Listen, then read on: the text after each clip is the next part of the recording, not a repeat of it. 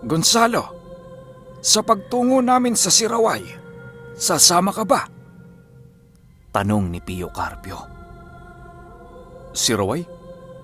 Sa lugar po ni Dadoy at ni Ginang Sedes, tiyo? Sagot naman ni Gonzalo. Oo, hahanapin namin si Ginang Sedes. Gawa ng ibibigay namin ang kalambing ating kukunin. Mas mainam na nasa kamay ni Ginang Sedes ang kalambigi upang maging ligtas ito sa mga nilalang na nagnanais sa gamit na yon. Dagdag pa ni Pio Carpio na si Ginang Sedes talaga ang nagtatago ng mga gamit na merong di masukat na taglay na kapangyarihan. Ang iba sa mga gamit na labis ang sumpang taglay ay si Ginang Sedes din ang nangangasiwa. Kahit walang ideya noon sila Pio Carpio sa kinaroroonan nila Sedes, nananatiling buo ang pasya nito sa kanilang pagtungo sa Siraway. Meron naman kasi siyang impormasyon sa kinaroroonan ni Dadoy, pero hindi yun gaanong kadetalyado. Nang marinig ni Gonzalo ang sinabi ni Pio Carpio, napagpasyahan niyang pag-isipan ang kanyang pagsama sa mga albularyo. Kahit papaano, meron din noong pagnanais si Gonzalo na makita sa personal ang taong merong puting kabalyero at ang nag-iisang tumalo sa kanyang tiyo na si Pio Carpio. Halos isang pangarap yun ni Gonzalo, ang makausap ng personal ang taong nagngangalang Dadoy. Alam din noon ni Gonzalong meron itong malawak na lupain at isa itong mamamaslang ng lahat ng uri ng aswang. Kahit nababahala noon si Gonzalo, wala itong pakialam. Basta ang mahalaga sa kanya ay masilayan si Dadoy. Matapos nilang makapag-usap, nag-umpisa ng matulog si Pio Carpio. Dahil sa maaga pa sila bukas, hinayaan na lamang ito ni Gonzalo. Dahil siya lang naman ang hindi nakakatulog sa kanilang pangkat tuwing sasapit ang gabi. Siya na din ang naatasan na magbantay sa kanilang grupo. Sa pagsapit ng bukang liwayway, muli na namang nag-umpisang maglakad sila Gonzalo. Halos ang sumunod na araw ay binuno lamang nila sa paglalakbay patungong Sagay. Wala noong nasisilayan sila Gonzalong ibang tao maliban sa kanilang grupo. Ang tanging nakikita nila sa kanilang daang tinatahak ay ang napakalawak na kagubatan at magagandang kabundukan. May mga iilan din silang nakikitang mga galang hayop na nasa paligid. Pagsapit ng hapon ng kanilang paglalakbay, biglang nagwika si Pio Carpio ng, Konting pag-iingat sa lugar na ito. Isa itong teritoryo ng mga engkanto. Alam nyo na ang gagawin, mga kasama. Umpisahan nyo na. Dahil sa hindi alam ni Gonzalo noon ang kanyang gagawin, hindi niya napigilang magtanong kay Pio Carpio. Halos ang lahat kasi ng kanyang mga albularyong kasama ay alam na alam kung ano ang nais ipahiwatig ni Pio Carpio. Nang marinig ni Pio Carpio ang kanyang tanong, sumagot naman si Pio Carpio ng, Wala kang gagawin, Gonzalo. Ang gagawin mo dito ay manood sa masisilayan mong palabas mamaya. Matapos nitong makapagsalita, agad din naman itong sinindihan ang kanyang tabako. Sa paglubog ng araw, biglang binalot si Gonzalo ng pagkamangha nang masilayan niya ang unti-unting pagbabago ng lugar na kanilang dinaraanan. Bigla itong nagkaroon ng mga nagsisitaasang mga gusali at mga daang merong mga nagliliwanag na ilaw na halos maihahalin tulad mo sa isang bituin. Bigla ding nagkaroon ng napakaraming dumaraang nilalang sa lugar na dinaraanan nila Gonzalo. Sa paglakad ng kalabaw nila, Kitang-kita ni Gonzalo ang pagtagos nito sa mga nilalang na biglang lumitaw sa kanilang harapan. Hindi man makapaniwala noon si Gonzalo, pero kahit anong pagkumbinsi niya sa kanyang isipan na hindi totoo, ang lahat ng kanyang mga nasisilayan ay hindi ito matanggap ng kanyang isipan.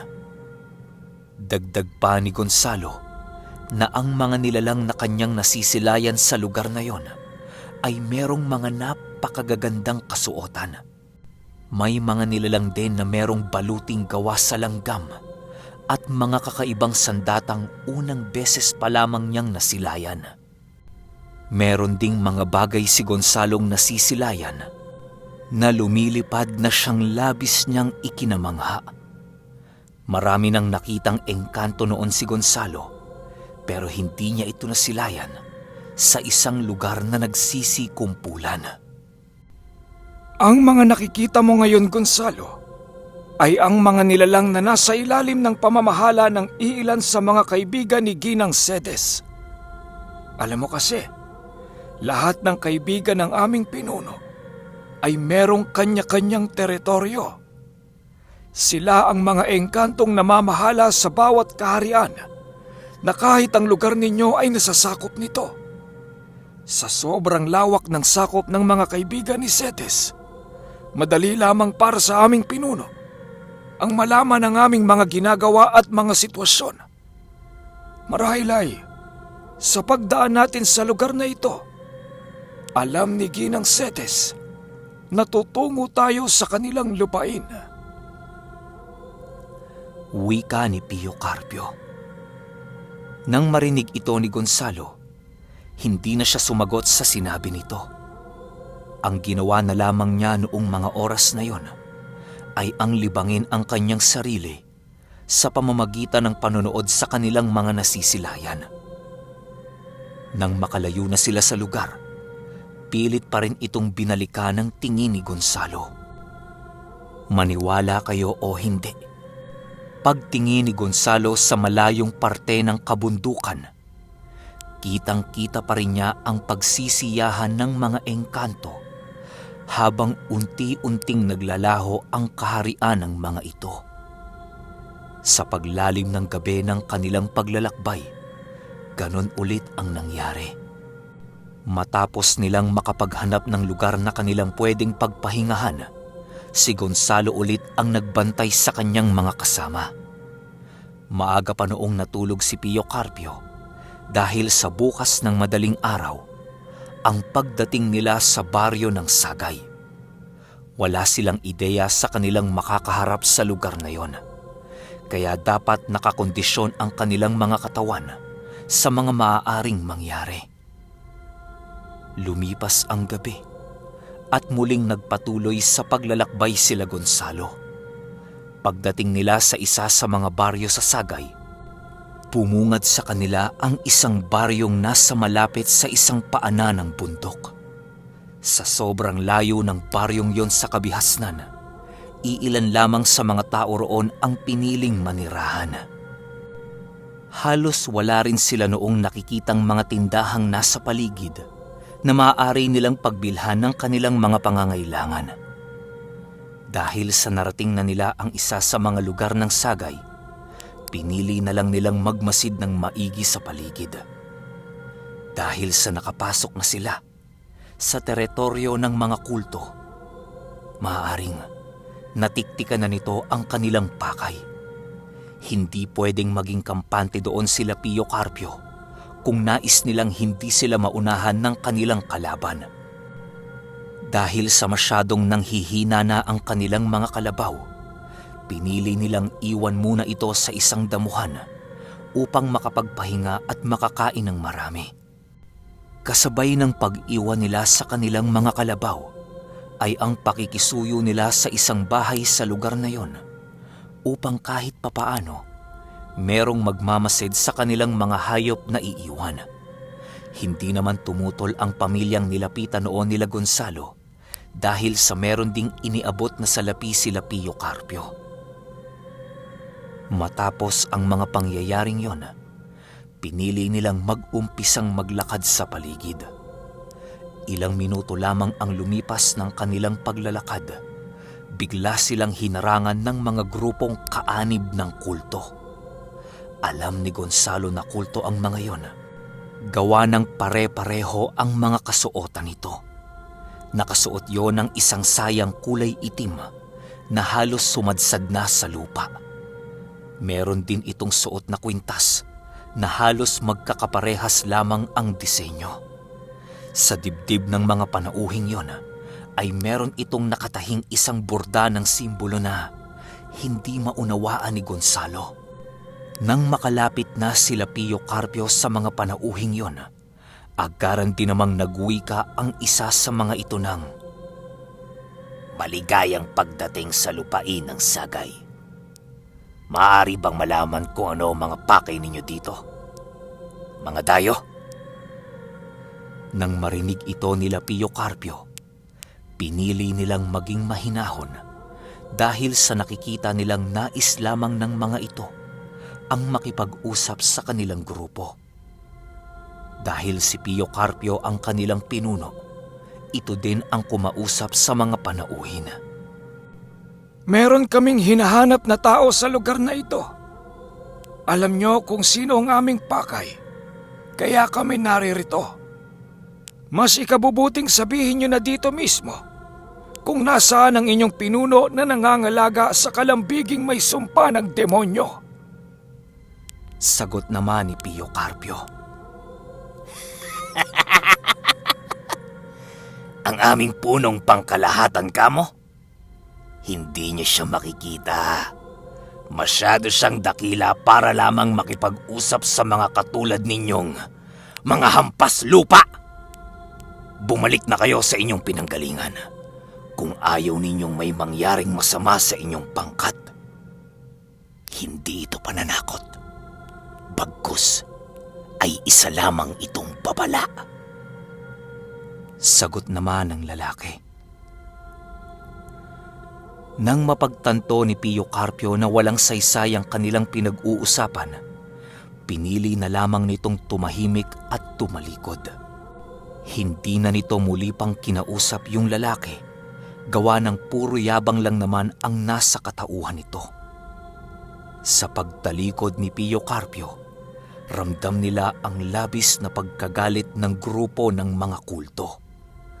Dahan-dahan itong binunot sa kanilang mga tadyang ang nakatago nilang mga tabak at bolo.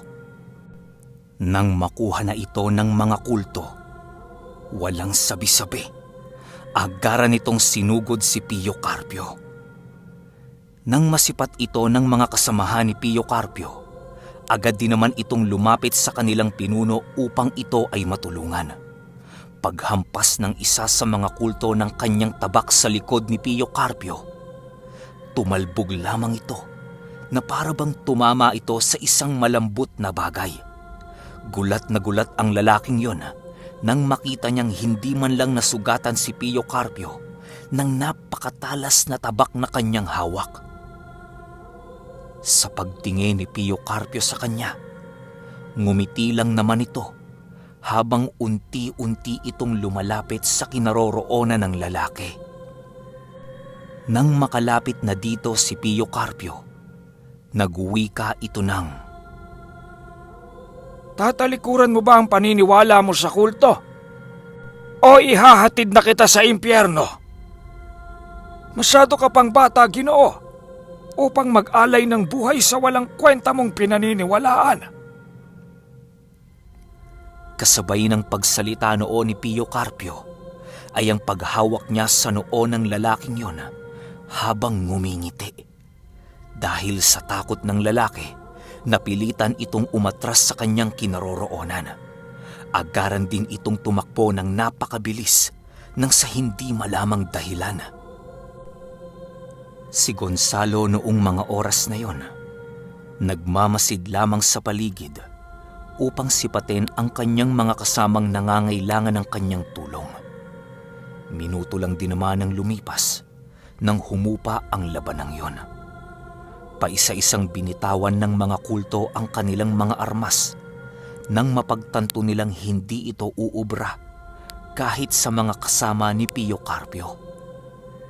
Wala na itong nagawa kung hindi ang kumaripas ng takbo papalayo sa kinaroroonan nila Gonzalo.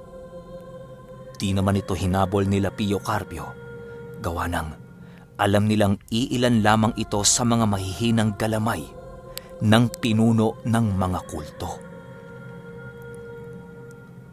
Sa patuloy nilang paglalakad, nadapo na naman sila Gonzalo sa isa pang baryo. Maigi silang nagmamasid sa paligid pero wala silang nakitang kahina-hinala. Dahil sa pasapit na noon ng tanghali, pinili nila Gonzalong maghanap ng kanilang mapupwestuhan ng kanilang pagkain. Masaya silang kumain noon habang nagkukwentuhan. Tandang-tanda pa ni Gonzalo ang kanilang ulam noong mga oras na yon. At yon ay inihaw na pato. Sa paglipas ng oras, pinili nila na bumalik na muna sa unang baryong kanilang narating upang bantayan ang kanilang mga kalabaw sa pagsapit ng takip silim. Dahil sa may kabutihan ang puso nung pamilyang pinag-iwanan nila ng kalabaw, doon na rin nila napiling makitulog. Habang kumakain sila ng hapunan kasama ang pamilyang yon, biglang binalot ng katahimikan ng paligid. Nagkwento kasi ang padre de pamilya ng tahanang kanilang tinuluyan tungkol sa kinaroroonan ng pinuno ng mga kulto. Ayon sa lalaki, ang pinagkukutahan ng kultong grupo ay ang kabilang parte ng bundok sa lugar na kanilang kinaroroonan. Nang marinig ito nila Pio Carpio, hindi na muli pa itong nagdalawang isip na tunguhin ang lugar noong mismong gabi. Formal silang nagpaalam sa pamilyang kanilang tinuluyan upang makapagbigay galang at respeto sa kabutihang loob na ipinakita ng mga ito. Bago pa man sumapit ang 9:00 ng gabi, narating na nila Gonzalo ang kabilang parte ng bundok. Dahil sa kailangan nila noon ng tagamasid sa paligid, kaya naatasan nila Pio Carpio si Gonzalong magpalit ng anyo upang makita ang pangkalahatan ng lugar na kanilang kinaroroonan. Sa paglakbay ni Gonzalo sa bundok na yon, wala naman siyang nakikitang mga kultong nagsisikumpulan. May mga iilan sa mga itong nakabantay pero agaran din naman itong pinapatay ni Gonzalo. Pagdating ni Gonzalo sa kabilang parte ng bundok, doon niya nasilayan ang mga nagliliyab na sulok na pagmamay-ari ng kultong grupo. Ang ginawa noon ni Gonzalo ay maigi niyang pinagmasdan ng paligid habang hinihintay ang pagdating nila Pio Carpio. Ginawa niya ang bagay na yon upang kahit papaano'y madali na niyang malalaman kung nasaan ang lugar na pwede nilang pagpasukan kung sakali mang magpasya si Pio Carpio ng digmaan. Sa pagdating nila Pio Carpio sa likod ng bundok, agaran din namang lumitaw si Gonzalo sa harapan ng kanyang mga kasama. May iilan sa mga kasama noon ni Gonzalo ang nagulat at namangha dahil sa hindi nila nagawang makita o maramdaman lamang ang presensya ni Gonzalo. Matapos yan, dahan-dahan na silang lumapit sa pugad ng mga kulto. Kitang-kita nila ang mga ito na merong ginagawang seremonyas ng pag-aalay. Meron silang mga nasipat na mga babaeng nakatali sa bato na walang mga saplot. Duguan na din ang mga babaeng yon at bakas sa mga ito ang pagkaubos ng kanilang mga dugo. Sa talampakan kasi ng mga babae, meron itong sugat na malalim na siyang nilalabasan ng kanilang dugo. Nang masipat ito ni Pio Carpio, agaran din naman itong nagbigay ng hudyat sa kanyang mga kasama tungkol sa magaganap na digmaan. Wala itong pakialam noong mga oras na yon, gawa ng may mga inosenteng tao ang maaaring mamatay kapag hindi sila kaagad kumilos. Wala din naman noong tumutol kay Pio Carpio dahil sa tiwala din sila sa kakayahan ng ermitanyo. Si Gonzalo noon, agaran ding nagpalit sa kanyang pinakamalakas na kaanyuan upang maghatid ng tulong sa kanyang mga kasama. Sa pagsugod nila Pio Carpio sa kinaroroonan ng kultong grupo, agad din naman silang natunugan ng mga ito. Doon na din nasilaya ni Gonzalo sa unang pagkakataon ang kalambiging tinutukoy ni Pio Carpio. Sa pagsipat dito ni Gonzalo, parabang tinatawag siya ng gamit na yon. May mga boses siya noong naririnig sa kanyang isipan na alam niyang nanggagaling sa kalambiging kanyang nasilayan. Matapos makita ng mga kulto ang kasamahan ni Gonzalo, agad din namang kumuha ng armas ang mga ito upang patayin sila Pio Carpio. Taliwas kasi sa paniniwala ng mga kulto na may ibang taong makakakita sa kanila nang isinasagawa nilang ritual. Maaari kasing hindi sila dinggin ng kanilang Panginoong sinasamba dahil sa pagkakaroon ng ibang presensya sa paligid. Paglapit ng mga kulto sa kinaroroonan nila Pio Carpio, agaran din naman nila itong pinagbigyan sa nais nilang digmaan. Ang gamit lamang noon ni Pio Carpio ay ang kanyang tungkod na kayang sumunog ng kaluluwa ng mga nilalang na may bahid ng demonyo. Sa bawat paghataw ni Pio Carpio sa mga kulto ay ang paghandusay ng mga katawan nito sa lupa. Dahil sa mga pangyayaring yon, napilitan na ding sumali ang mga kultong nasa mataas na posisyon sa nagaganap na digmaan. Ang iba sa mga ito ay mambabarang, kaya labis ang pag-iingat noon nila Pio Carpio. Maaari kasing may mga tanim ito sa paligid na siyang magiging instrumento ng mga ito upang patayin ang isa sa kanilang mga miyembro. Hindi naman ito pinahintulutan ni Pio Carpio, kaya ang ginawa niya, nag-usal siya ng bakod at puder para sa kanya at para sa kanyang mga kasama. Tinawag na dinoon ni Pio Carpio ang Gudor upang magsilbing panangga nila sa oras ng kagipitan. Samantalang si Gonzalo naman, pasimpleng nanghihila ng mga kulto sa karimlan. Lahat ng mga nahuhuli noon ni Gonzalo ay agaran niyang inililibing sa lupa. Natapyas na ang ulo. Ito na! Gera na! Sunod kagad natin yung 23, siguro mga 10 p.m. or 11 p.m. Sana naman mahintay nyo pa. Yun lang. Salamat.